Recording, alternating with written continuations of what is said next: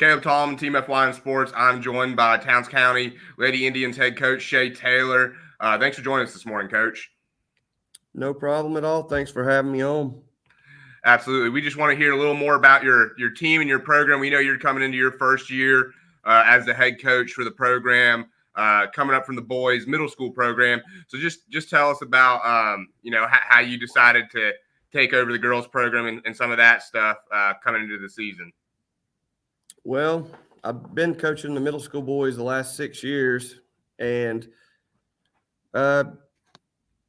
seldom times the thought crossed my mind about maybe ever applying for a high school job. And it worked out that Coach Benson retired, and Coach Honeycutt moved over to the boys team. So that left a vacated job for girls coach, and I thought, what the heck, I might as well apply, see what I can do. I felt like I was up for the task, and it worked out that I got the job. And fortunate enough, I was able to bring my assistant coach from the last few years for middle school boys, Chase Phillips, with me. I wanted him helping me, and also brought the former middle school girls coach, Sheena Kendall, with me too.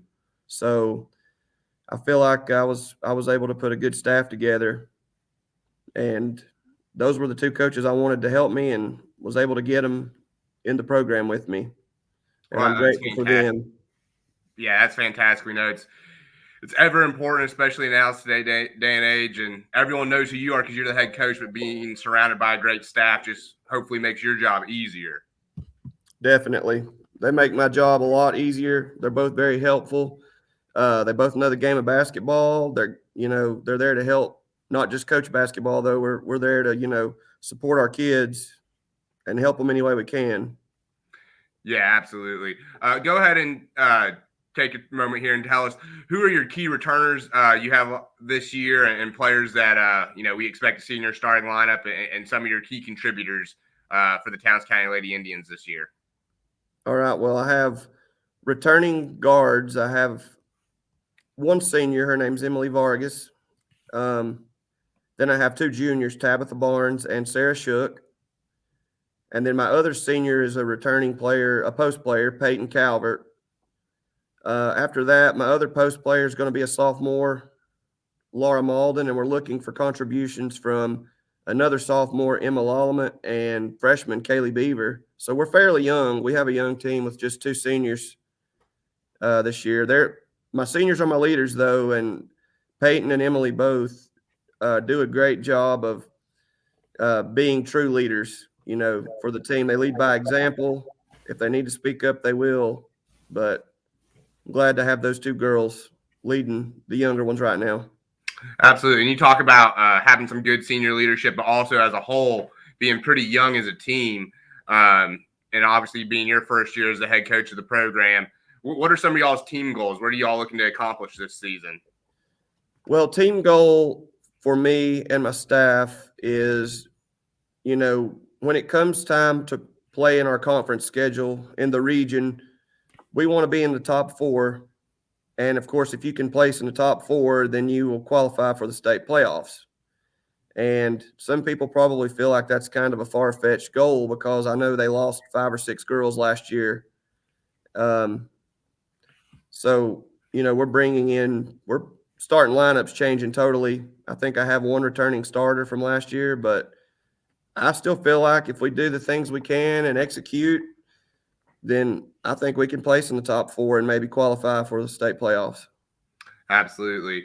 And so as we look, you mentioned, where you're coming at in your region and that kind of stuff. Y'all play in a very competitive Region 8 in Single A. Just share your thoughts on, one, how competitive your region is, and how you think your region might stack up this year. Well, anytime you have teams like Commerce and Social Circle in there, I mean, it's pretty much every sport. They have a reputation of being a winner, and they're going to compete, night in, night out. Lincoln County, same thing. A strong history in football there, but every sport, once again, Washington Wilkes. So Definitely, we are in a tough region. We actually have a team that's a newer school now, Lake Oconee Academy. They had a great team last year. So it's not going to be easy, but I still feel like if we, can put the pieces together and everybody will step it up, contribute down the road, especially in January when we hit our, the heart of our region schedule. I think we can pull it off. Absolutely. That's good to hear. And the last question I have for you is just for the fans watching this, highlight maybe some of the non-region, because we know who your region is. Highlight some of your non-region games on your schedule, and then just let us know any of the tournaments and such you guys are playing in. That way fans can come out, watch you, and support you. Non-region games, we played Hiawassee Dam, and we've got I know we play Banks County, Union County, Tallulah Falls, Rabun Gap, and once again, teams like that, they've shown over the years, boys and girls basketball, that you can't ever take teams like that lightly. So those are going to be tough games for us. We're going to prepare for them the best we can, and try to make games out of them. But we definitely have some tough games on the schedule for our basketball teams. Yeah, absolutely. And then that tough schedule though can prepare you for your region play. And then tell me if I'm right. Of course, y'all be playing. You're the host for your Towns County Christmas tournament. Do you know some of the teams that are going to be in that this year? Battle of the States.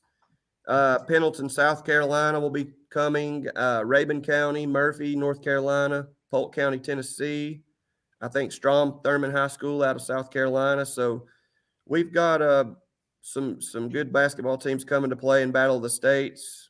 And that tournament's always a great tournament. I know a lot of the teams that come, it's a tradition, and they all enjoy that one. So we open up with Pendleton, South Carolina, I know in the first round. The boys and girls will on the first night. And I don't know a whole lot about Pendleton other than just kind of reading a little bit about them from last year. And it looked like last year they had a pretty decent team. So, yeah, that Towns County Battle of States tournament's always a good one. And with y'all being the host, a little advantage getting to play on your home court. But I know y'all always want to try and find a way to win that one. I know the Towns County fans pack out that gym every single Christmas season. Always, yes. So, well, Coach, that's all I've got for you. You got anything else you want to share about your program or highlight? We're all about just highlighting and promoting your young athletes. I'm just proud of my team. I'm proud of the girls. They worked hard this summer, and the same ones came back, and they've committed to this program. So year one, we're green, but ready or not, here we come. So we're traveling to Highlands, North Carolina tonight to play. So okay, good deal. Well, good luck, and good luck on your season overall. And us at TeamFYNSports, we look forward to continuing this relationship, and hopefully we get you on here for a couple more interviews during the season, and hopefully the season will go great for y'all, Coach. Best of luck. All right, thank you. Thanks, Coach.